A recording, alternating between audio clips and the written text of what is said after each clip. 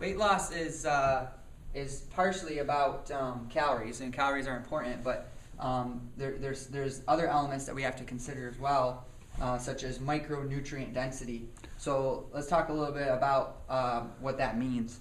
Macronutrients are our protein, our fat, and our carbohydrates. Now remember, carbohydrates, think plants. So anything that comes from a plant is going to be carbohydrate. Now, when we look at 400 calories worth of energy or macronutrients, if we looked at pure fat and we look at the space it takes up in the stomach, we see that 400 calories of fat, doesn't really take up a whole lot of space.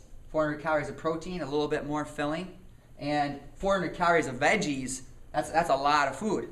So the reason this is important is because part of what tells us when we're full is the volume of the food, not just the amount of calories that are in it, but the volume the space that takes up. So when that food presses on the stomach, it presses on nerves surrounding the stomach that sends a signal up to the brain telling us we're full. So if we're eating a lot of food that's high in macronutrients or particularly fat and even protein, these are beneficial. We want to get little bits of these in our meals, but we want to predominantly focus on these veggies because not only do they provide volume, they also provide micronutrient density. What this means is that while there's very few calories in here, so in other words, this takes up a lot of space, but it's still only 400 calories, it's loaded with micronutrients. Now, micronutrients would be things like vitamins, minerals, bioflavonoids, carotenoids, phytochemicals, all enzymes, fiber. These are all the things that are going to be in really low proportions in these foods here.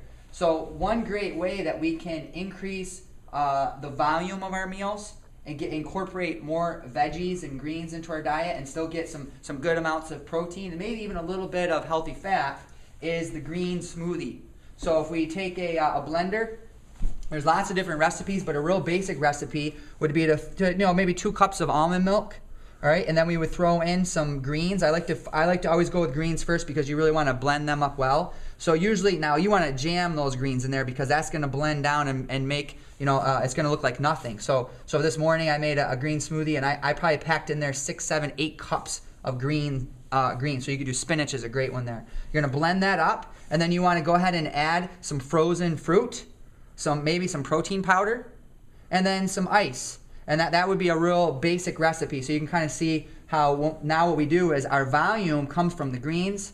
We have a little bit of lean protein because that's going to, remember, protein packs a punch as far as satiety. So that's going to help us feel full. And then we give that fruit to kind of sweeten it up and we're getting all that fiber and vitamins there as well. So remember, we want to keep in mind macronutrients are important, but micronutrients are also going to be huge for helping us have the energy to be able to work out, to feel healthy, and to make things work well. When we're loading our body with vitamin C and vitamins and minerals, B vitamins and so on, those are the things that help catalyze fat burning. If we have low levels of vitamin C, we don't really burn very much fat. We want to be able to have all of this micronutrient density in our meals, and that's going to give us the energy that's going to fuel and power our weight loss.